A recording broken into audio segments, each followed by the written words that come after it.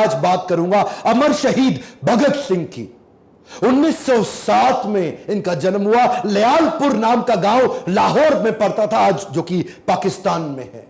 मां विद्यावती कौर, पिता किशन सिंह। बचपन से ही जो लाहौर में एक स्कूल था जो कि ब्रिटिश सरकार का, ब्रिटिश हुकूमत से इन्फ्लुएंस स्कूल था, उसको ज्वाइन नहीं किया। दयानंद एंग्लो वैदिक पद्धति के द्वारा जो स्कूल, जिसको आजकल डीएवी बोलते हैं ना, दयानंद एंग्लो, आर्य समाजी माहौल में पढ़ना इन्होंने चुना। शुरू से ही इतना पढ़ाई में तेज, इतना तेज कि बचपन भर में इन्होंने लगभग 50 किताबें स्कूल टाइम में पढ़ डाली, जो कि अपने स्कूल से अलग किताबें थी। पॉलिटिकल रिफॉर्म, सोशल रिफॉर्म, किसी भी प्रकार के इकोनॉमिक रेजिम पे जो किताबें, इनका बड़ा इंटरेस्ट था। जो एकाकी की भावना थी ना भगत सिंह में, वो सीखना चाहिए। एकाकी की भावना, सिलेक्टिव लिसनर थे, हर जगह खड़े नहीं होते थे, उठते बैठ, जिधर आजादी आजादी आजादी आजादी, ये भावनाएं दिमाग में बचपन से घुस गई। छोटे थे, 1919 में अप्रैल 13 को जलियांवाला बाग कांड हुआ। बस इतने छोटे से में 11-12 साल के 40 किलोमीटर दूर पैदल चले गए।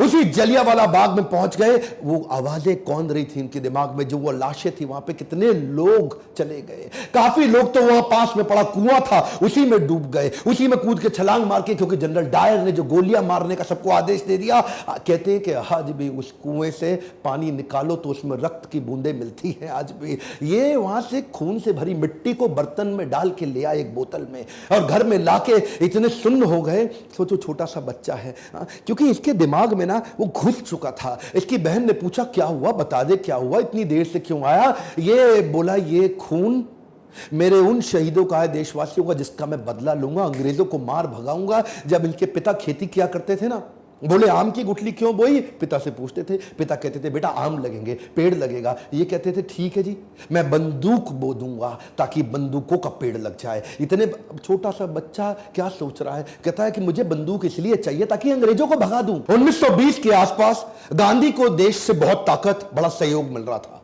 गांधी उस समय पावरफुल आवाज बन चुके थे देश की, जिन्होंने आम जनता की आवाज को उठाया। अहिंसावाद, वो क्या कहते हैं, मुझे लड़ना नहीं है, लड़े बिना अंग्रेजों को, गोरों को भगा दूंगा। नॉन कोऑपरेशन मूवमेंट चालू किया। ये नॉन कोऑपरेशन मूवमेंट आपने इतिहास, हिस्ट्री में जरूर पढ़ा होगा। क्या कहते हैं, असहयोग आंदोलन, गोरों का लाया, गोरों का बनाया, जो कुछ रिजेक्ट करते जाओ, रिजेक्ट करते जाओ, रिजेक्ट करते जाओ, पागल लोग चले जाएंगे देश से। गांधी बोले शांति से करा दूंगा इस काम को, और पूरा देश मान गया।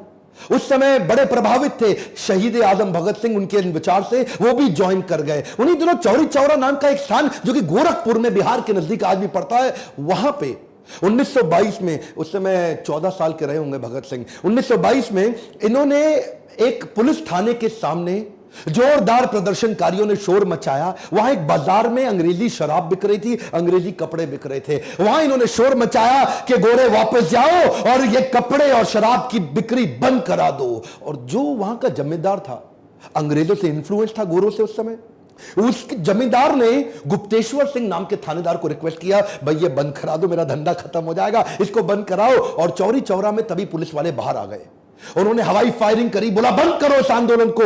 ये बोले हम क्या कह रहे हैं, हम तो कुछ नहीं कह रहे, हम तो कह रहे हैं हम केवल अंग्रेजी सामान नहीं खरीदेंगे, शराब नहीं खरीदेंगे, कपड़े नहीं खरीदेंगे। लेकिन गुप्तेश्वर सिंह माना नहीं। अच्छा, भीड़ 4000 लोगों की थी। वहीं गुप्तेश्वर सिंह ने कई गोलियां हवा में चलाई, ये नहीं माने, उन्होंने 2-4 को गोली मार दी। वहीं 2 प्रदर्शनकारियों की वहीं मृत्यु हो गई। भीड़ और आग बबूला हो गई। गुप्तेश्वर सिंह ने हवा में और कई गोलियां चलाई, बोला मार दूंगा, फिर सामने गोलियां चलाई। वहां के दरोगा थे ना, वो उनको तो करना था। और जब गोलियां चलाई उन्होंने, 3-4 लोग जैसे ही और मरे। इतने में ये तैयार नहीं थे दरोगा, इनकी गोलियां खत्म हो गई, भीड़ आ गई। और भीड़ ने जब इनकी गोलियां खत्म हुई तो उनको मारना शुरू किया पुलिस वालों को, और मारते मारते ये भगा के उनको थाने में ले गए, थाने को आग लगा दी। कई 17 पुलिस कर्मियों की उसी थाने के अंदर मौत हो गई, आग के नीचे जल गया। और वहां पे गांधी को बहुत आहत हुई। बोला मैं कह रहा हूं असहयोग, अहिंसा, और तुमने इतनों को मार दिया। वो दिन नॉन कोऑपरेशन मूवमेंट गांधी ने वापस लिया, और जैसे ही मूवमेंट वापस लिया ये लोग परेशान हो गए। भगत सिंह और उनके जितने प्रकार के उसी विचारधारा के लोग, वो बोले 2 दल बन गए। गरम दल, नरम दल। नरम दल गांधी का था और गरम दल भगत सिंह जैसे लोगों का था। उन दिनों बोल्शेविक मूवमेंट रशिया का था, उससे ये बड़े प्रभावित थे। मैंने बताया ना, विदेशी किताबें भी बहुत पढ़ते थे।